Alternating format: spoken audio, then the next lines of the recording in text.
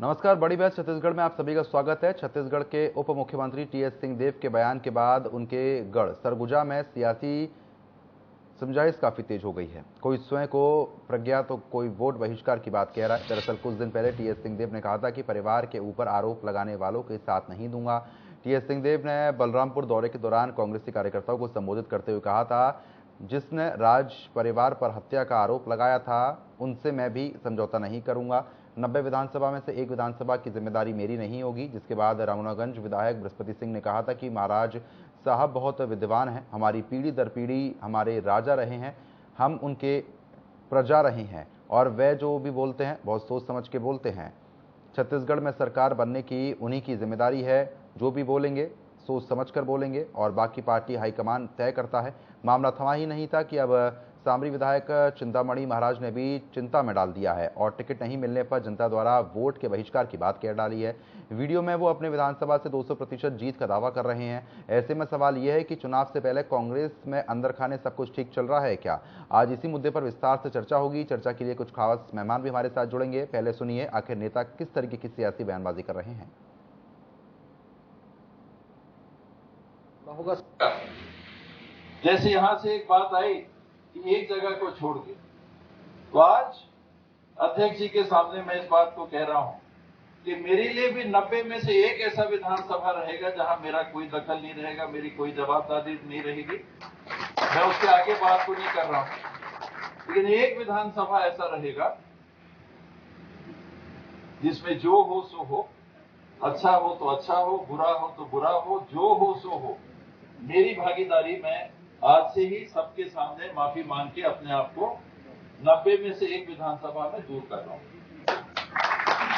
तो ये मेरे को लिख के देने की जरूरत शायद ना पड़े, मैंने सबके सामने सबकी गवाही में इस बात को रख दिया। बाकी फिर पार्टी हाईकमांड जानेगा और फिर बाद में मतदाता जानेंगे। समर्थ को दोष नहीं।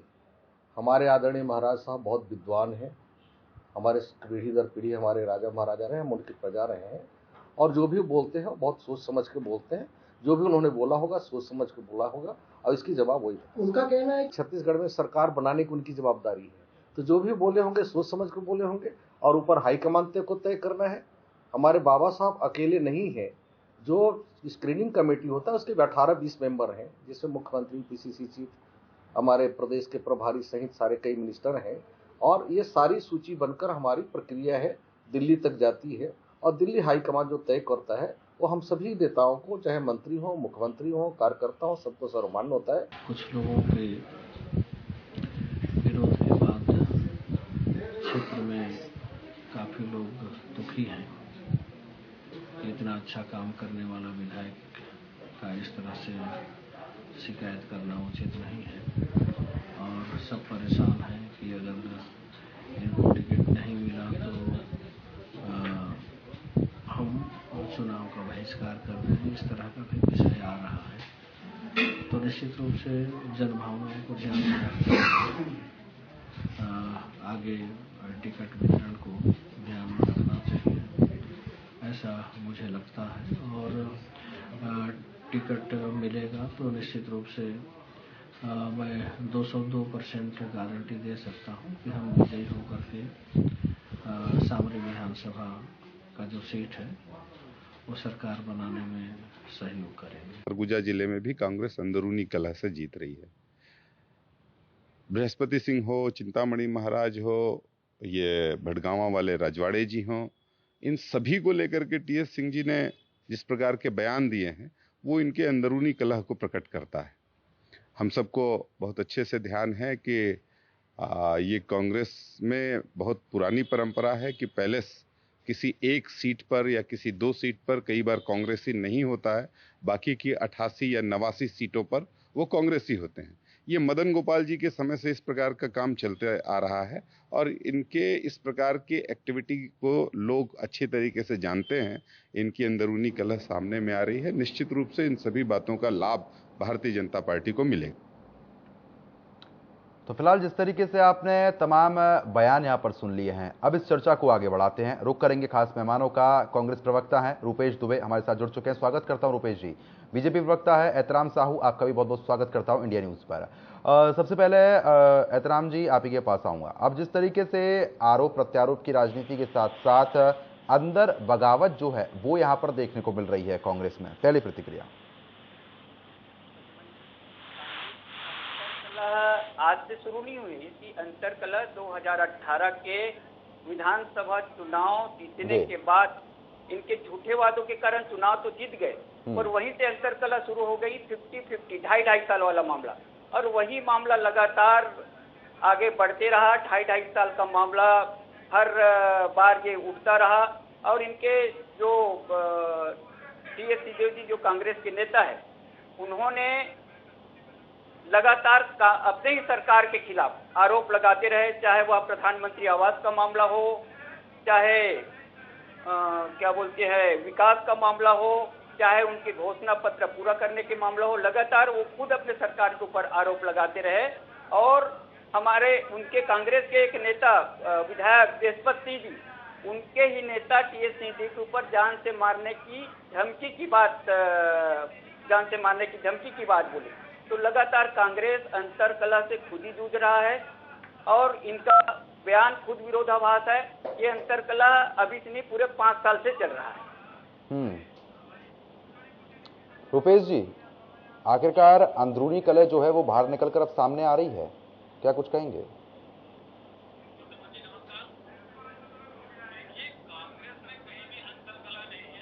आवाज नहीं आ रहा है, एक बार आवाज हम बढ़वा देते हैं। रुपेश जी की आवाज एक बार बढ़ा दीजिए।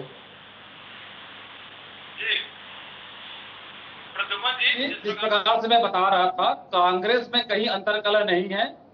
कांग्रेस समग्र विकास की परिकल्पना के साथ छत्तीसगढ़ में काम कर रही है। भूपेश बघेल जी का नेतृत्व और टी.एस. सिंहदेव जी का कृतित्व, जिस प्रकार से 2018 में छत्तीसगढ़ की जनता ने देखा, सरगुजा की जनता ने देखा, और जिस प्रकार से 15 वर्षीय भाजपा कार्यकाल में छत्तीसगढ़ को एक सिरे से और सरगुजा क्षेत्र को जिस सिरे से भाजपा के लोगों के द्वारा विकास की मुख्य धारा से बाधित करने का काम किया था, और उसकी परिणति ये रही कि छत्तीसगढ़ में जनहितैषी कांग्रेस सरकार का घोषणा पत्र और भूपेश बघेल जी प्रदेश अध्यक्ष थे, उनका नेतृत्व और टी.एस. सिंहदेव जी कृतित्व के कारण 14 के 14 सीटें सरगुजा क्षेत्र की कांग्रेस की झोली में आई।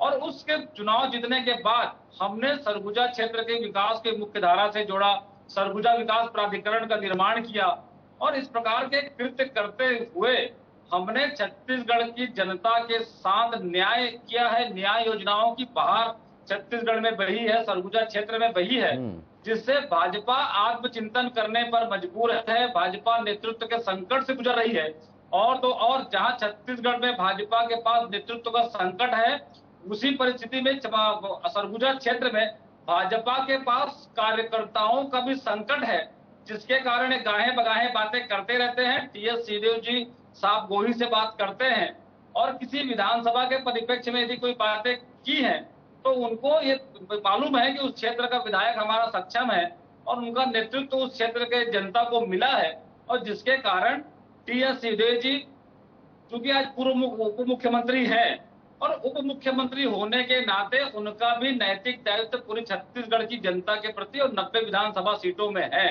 तो इसके कारण उनके द्वारा अपने सरगुजा के साथ साथ, चूंकि सरगुजा क्षेत्र में वो सर्वमान्य नेता हैं, उन नेता के व्यक्तित्व को खराब करने का काम भाजपा कर रही है। लेकिन भाजपा अपने मंसूबों पर कहीं कामयाब नहीं होगी, और छत्तीसगढ़ में भूपेश बघेल जी के नेतृत्व में फिर से छत्तीसगढ़ में कांग्रेस की जनहितैषी सरकार, भरोसे की सरकार जो कायम है, वो विकास की मुख्य धारा से जुड़ते हुए छत्तीसगढ़ में फिर से जनादेश प्राप्त करके छत्तीसगढ़ की जनता की सेवा करेगी। नहीं, आप बिल्कुल, आपका कहना अपनी जगह एक प्रवक्ता के तौर पर ठीक है, लेकिन जो आपके नेताओं के बयान हम सुन रहे हैं, हाल ही में एक और नेता ने बयान दे दिया कि भाई अगर टिकट कटेगी तो बहिष्कार कर दिया जाएगा। 200% वो ये कह रहे हैं कि भाई हम जरूर जीतेंगे। चिंतामणि महाराज के बयान के बाद कांग्रेस की चिंता बढ़ चुकी है। अभी चिंता कैसे कम होगी, यही तो सवाल है।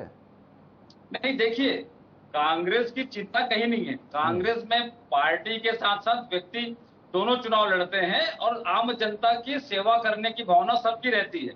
चूंकि चिंतामणि महाराज जी ने 5 साल अपने क्षेत्र में जनता की सेवा करी है और कहीं न कहीं जब व्यक्ति अपने विधायक होने के नाते, जनप्रतिनिधि होने के नाते कार्य करते हैं, तो उनकी जनता के प्रति विश्वास बनी रहती है और जनता के प्रति जो विश्वास है उसके परिप्रेक्ष्य में उन्होंने कहा है कि मैं 200% चुनाव जीतूंगा। यहाँ 500%, 1000% की बात करते हैं, तो निश्चित रूप से यदि चिंतामणि महाराज जी ने अपने चुनाव जीतने की ये बात कही है 200% की, तो ये उनका व्यक्तिगत निजी मामला अपने विधानसभा क्षेत्र के संबंध में परिप्रेक्ष्य में हो सकता है और उनका विश्वास पार्टी हाईकमान जब टिकट का निर्धारण कर देगी, जिस प्रत्याशी को टिकट घोषित करेगी, तो निश्चित रूप से वो अपने आज जो परिवेश चल रहा है, सर्वे चल रहा है और ब्लॉक कांग्रेस कमेटी में आवेदन प्रस्तुत किए हैं, ब्लॉक कांग्रेस कमेटी से जिला कांग्रेस कमेटी में जो नाम जाएंगे, उसके परिप्रेक्ष्य में चूंकि वो सिटिंग विधायक है, वो अपने लिए ये बातें कह रहे हैं, तो ये उनका आत्मविश्वास है। ठीक है। अब एहतराम जी, एक चीज़ आप ये भी बताइए, क्योंकि देखिए हाल ही में मुख्यमंत्री की तरफ से भी कहा गया था कि भाई अगर सेंधमारी होती है तो एक लिस्ट बनाई जाएगी, कार्रवाई की जाएगी। कहीं ना कहीं अंदर खाने कुछ गड़बड़ चल रही है क्या? नेता खुद ही, इनके नेता बोल रहे हैं कि विधायकों का परफॉर्मेंस ठीक नहीं है और प्रदेश सरकार के कामकाज ठीक नहीं है, ऐसा इन्हीं लोग खुद बोलते हैं। सिंहदेव जी का अपने बयान आता है कि मेरे राजनीतिक विरोधी से मैं कोई समझौता नहीं करूंगा, कांग्रेस के विधायकों की स्थिति अलग है, कामकाज अलग है, विकास नहीं हो रहा है। और अभी पिछले 1-8 साल पहले आपने खुद देखा कि टीएस सिंहदेव जी क्षुब्ध होकर अपने मंत्री पद से इस्तीफा देती है। ये स्थिति कांग्रेस में स्पष्ट बनी हुई है। अभी इनके सामने विधायक चिंतामणि महाराज जी ने भी इनको पूरा चिंता में डाल दिया है। तो लगातार इनके जो कामकाज हैं उनसे खुद इनके नेता असंतुष्ट है और नेता असंतुष्ट तो होना ही होना है। पूरी जनता, छत्तीसगढ़ की जनता इनके परफॉर्मेंस से असंतुष्ट है और इनके जो भी वादे और घोषणा करके ये सत्ता में तो आ गए, पूरे के पूरे वादे अधूरे हैं। खुद इनके नेता आधे अधूरे बोलते हैं। इनके नेताओं में खुद विरोधाभास है, तो ये तो स्पष्ट दिख रहा है। अब विरोधाभास दूर कैसे होगा, यही तो बड़ा सवाल है ना, क्योंकि देखिए अब इशारों में तमाम बातें यहाँ पर कह दी जाती हैं। सरकार बनाने के प्रयास आप लोग भी कर रहे हैं, लेकिन बीजेपी की तरफ से ऐसी कुछ चीजें निकलकर सामने नहीं आती हैं। नहीं, बीजेपी से तो पदुमन जी हमने 21 प्रत्याशियों की घोषणा कर दी। ये हमारी पहली जीत है, ये हमारी जीत है और कांग्रेस की चिंता बढ़ गई है। कांग्रेस की को हार का डर सताने लगा है और हम लगातार अपने कामकाज में लगातार इजाफा कर रहे हैं। हमारे लगातार नेता और लगातार हमारे कामकाजों की समीक्षा कर रहे हैं और हमें मार्गदर्शन दे रहे हैं। ठीक है।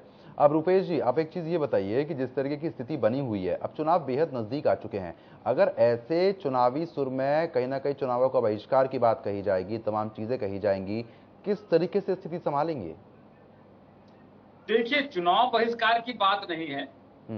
उन्होंने अपने विधानसभा क्षेत्र में जिस प्रकार से काम किया है और उसके परिप्रेक्ष्य में बातें, मैं 200% जीतूंगा, कुछ समर्थक किसी नेता के हो सकते हैं और यदि कहीं गाहें बगाहें किसी की टिकट कटती है, कोई परिस्थिति में किसी अन्य प्रत्याशी को उतारा जाता है, तो चूंकि जो वहां नेतृत्व करते हैं उनके 150 कार्यकर्ता रहते हैं जो विरोध के स्वर जागृत करते हैं, लेकिन उन कार्यकर्ताओं की कांग्रेस पार्टी के प्रति या अपने पार्टी के प्रति जो निष्ठा रहती है उसके अनुरूप वो कार्य करते हैं। और यदि वो उसके बाद भी प्रत्याशी घोषित होने के पहले अपने दावे करना और प्रत्याशी घोषित होने के बाद किसी प्रकार के अनर्गल बातें करना या पार्टी विरोधी बातों में संलिप्त रहना, कार्यों में संलिप्त रहना, तो उनके लिए पार्टी की अनुशासन समिति होती है, उनके द्वारा उनके क्या फैसले होंगे उनके लिए कार्य निर्धारित की जाती हैं।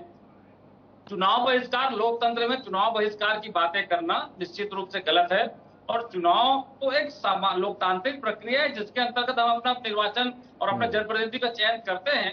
तो निर्वाचन के बहिष्कार करने की बातें पूरी तरह से कोरी कल्पना होती हैं और एक विधायक या कोई नेता का समर्थक या उनके समर्थकों का समूह यदि इस प्रकार की बातें करती है तो पार्टी हाईकमान उन बातों को रेखांकित करती है, उन बातों को देखती है। जिस प्रकार से एहतराम जी बोल रहे थे, हमने 21 प्रत्याशियों को घोषणा करके हमने पहली जीत दर्ज कर दी। अरे 21 प्रत्याशियों की स्थिति क्या है आज, वो दयनीय स्थिति में है, उनके क्षेत्र में विरोध हो रहे हैं, विरोध के स्वर आ रहे हैं, टिकट परिवर्तन की बात आ रही है। और भाजपा छत्तीसगढ़ में तो नेतृत्व नहीं है, इसलिए बार बार इनके अमित शाह जी को, भाजपा के चाणक्य को, नरेंद्र मोदी जी को आना पड़ रहा है। और नरेंद्र मोदी चूंकि छत्तीसगढ़ के परिवेश में जान रहे हैं, छत्तीसगढ़ में भूपेश बघेल जी के नेतृत्व वाली सरकार जो है वो जनहितैषी सरकार कार्य कर रही है, यहाँ भाजपा का कुछ नहीं हो सकता। ऐसी स्थिति में प्रधानमंत्री जी ने अपने दौरे को निरस्त कर दिया और अमित शाह जी जो 1-2 बार आएंगे, 4 बार आएंगे, 5 बार आएंगे, बाद में जब देखेंगे कि छत्तीसगढ़ में जनता की सरकार है, भरोसे की सरकार है, वैसी स्थिति में ये अपनी डूबती नैया को बचाने के लिए थोड़ा बहुत हाथ पैर मार सकते हैं, लेकिन उन्हें सफलता नहीं मिलेगी। अंत में ये वहां से भी पलायन कर जाएंगे, जिस प्रकार से हिमाचल प्रदेश और कर्नाटक की जनता ने भाजपा के चाणक्य और भाजपा के जो जुगलबंदी 2 शीर्ष नेता हैं अमित शाह जी और नरेंद्र मोदी जी की चाणक्य नीति को एक सिरे से खारिज किया है। निश्चित रूप से छत्तीसगढ़ में और सरगुजा क्षेत्र में इसका प्रभाव नहीं दिखेगा और सरगुजा क्षेत्र में फिर से कांग्रेस 14 के 14 सीटों पर बहुमत के साथ सरकार बनाने में अपना सफल योगदान प्रदान करेगी। चलिए ठीक है, बोलिए एतराम जी। पद्मन जी, हमें गर्व है हमारे पास नरेंद्र मोदी जी और अमित शाह जी जैसे चाणक्य नेता है, जिनके नेतृत्व में हमारा देश और हमारा प्रदेश दोनों आगे बढ़ रहा है। अभी इनकी जब अंतरकलह की बात कर रहे थे तो स्पष्ट दिख रहा है कि टीएस सिंहदेव जी के खिलाफ विधायक के लिए आवेदन देने वाले 109 कार्यकर्ता इनके नीचे 109 लोग आवेदन देते हैं। ये इससे स्पष्ट हो जाता है कि इसके उप मुख्यमंत्री के खिलाफ कैसे लोग आगे बढ़ रहे हैं, किस साजिश के बढ़ रहे हैं, ये स्पष्ट दिख रहा है। और हमारे जो 21 विधायक की हमने जो चयन किया प्रत्याशी का, उसके लिए हमारे रुपेश जी बोल रहे थे वो उनके खिलाफ आपस में कोई अंतरकलह चल रहा है, वो विरोध हो रहा है। तो रुपेश जी, विरोध नहीं हो रहा है। हम छोटे से छोटे कार्यकर्ता को, यही भारतीय जनता पार्टी की खूबसूरती है। हमने भारतीय जनता पार्टी की खूबसूरती के एक चाय वाले को भी प्रधानमंत्री बना देते हैं, हम एक सरपंच को भी विधायक बना देते हैं। ये भारतीय जनता पार्टी की खूबसूरती है। और हमने बहुत ही सोच समझकर जनता की मांग के अनुसार, उस क्षेत्र की मांग के अनुसार हमने प्रत्याशी चयन किया है। और निश्चित रूप से ये प्रत्याशी चयन ही कांग्रेस को सदमा में ले जा रहा है। इनके विरोधाभासी बयान, कभी विधायकों का परफॉर्मेंस के बारे में बात करते हैं, कभी परफॉर्मेंस अच्छा नहीं है, कभी सरकार के परफॉर्मेंस के बारे में इनके लोग बात करते हैं। तो ऐसे में चिंता इनको करनी चाहिए, हमको चिंता करने की बात नहीं है। हम तो लगातार हमारी पार्टी के नीति से हम आगे बढ़ रहे हैं और उसी में हम चुनाव लड़ेंगे और भारतीय जनता पार्टी छत्तीसगढ़ में सफल होगी। ठीक है, रुपेश जी अब बोलिए। देखिए, जिस प्रकार से बातें कर रहे हैं, छत्तीसगढ़ में कांग्रेस की सरकार ने महिला वर्ग के लिए, आम जनता के लिए, युवाओं के लिए, कर्मचारियों के लिए जो न्याय योजना प्रारंभ की, और कांग्रेस में लोकतांत्रिक व्यवस्था है कि हमारा कांग्रेस का कोई भी कार्यकर्ता विधानसभा के लिए दावेदारी कर सकता है। ब्लॉक कांग्रेस कमेटी के अध्यक्ष के सामने में मंत्री हो, मुख्यमंत्री हो, एक सामान्य कार्यकर्ता हो, लोकतांत्रिक प्रक्रिया के अंतर्गत उन्होंने आवेदन प्रस्तुत किया। पार्टी में प्रत्येक व्यक्ति को आवेदन प्रस्तुत करने का ये लोकतांत्रिक अधिकार एकमात्र कांग्रेस पार्टी ने ही दिया है। ऐसा नहीं है गुपचुप तरीके से भाजपा ने प्रत्याशी घोषित कर दिया और भाजपा के घोषित प्रत्याशी आज बलि के बकरे के तर्ज पे घूम रहे हैं। यहाँ तक कि मुख्यमंत्री के सामने विजय बघेल जी को इस तर्ज पे उतारा गया है कि भैया से चुनाव लड़ लो, कम से कम सांसद तो रहोगे ही। तो क्योंकि छत्तीसगढ़ में कांग्रेस की सरकार है, मैं फिर से दोहराना चाहूंगा, छत्तीसगढ़ में कांग्रेस की सरकार है। बस्तर के वनांचल क्षेत्र में इन्होंने जिस प्रकार से दोहन किया 15 वर्षीय कार्यकाल में, सरगुजा क्षेत्र का जिस प्रकार से विकास की मुख्य धारा से दूर किया। ठीक है, समय कम, इसका जवाब ले लेते हैं। एतराम जी बताइए। छत्तीसगढ़ विगत 5 सालों से विकास की धारा से दूर हो गया है। ठीक है, जितने भी विकास 2003 से 2018 तक भारतीय जनता पार्टी की सरकार में हुए हैं, उस विकास को इन लोग बराबर नहीं रख पाए और लगातार यहाँ सिर्फ एक ही चीज हो रहा है, भ्रष्टाचार हो रहा है। सारे चीज स्पष्ट दिख रहे हैं, कोल घोटाला, शराब घोटाला, भ्रष्टाचार की बातें करने से भ्रष्टाचार साबित नहीं हो जाती। भाजपा के विधायक और मंत्री उलझे हुए हैं घोटाले में, विकास बिल्कुल नहीं दिख रहा। जब ये 36 वादे की बात करेंगे पद्मन जी, तो इनके अब चलिए ठीक है, समय कम है, दोनों मेहमानों को रोकना चाहूंगा। रुपेश जी और एहतराम जी, आपका बहुत बहुत शुक्रिया हमारे साथ जुड़ने के लिए, इस चर्चा में हिस्सा लेने के लिए, तमाम प्रतिक्रिया देने के लिए। तो फिलहाल जिस तरीके से आपने देखा, जो आप पर आरोप प्रत्यारोप जरूर देखने को मिल रहे हैं, लेकिन मौजूदा स्थिति में जो स्थिति बनी हुई है, वो लगातार विरोध के जो सुर हैं वो कहीं ना कहीं चिंता का विषय बनते हुए नजर आ रहे हैं। बड़ी वैष्णवी के लिए इतना ही, नमस्कार।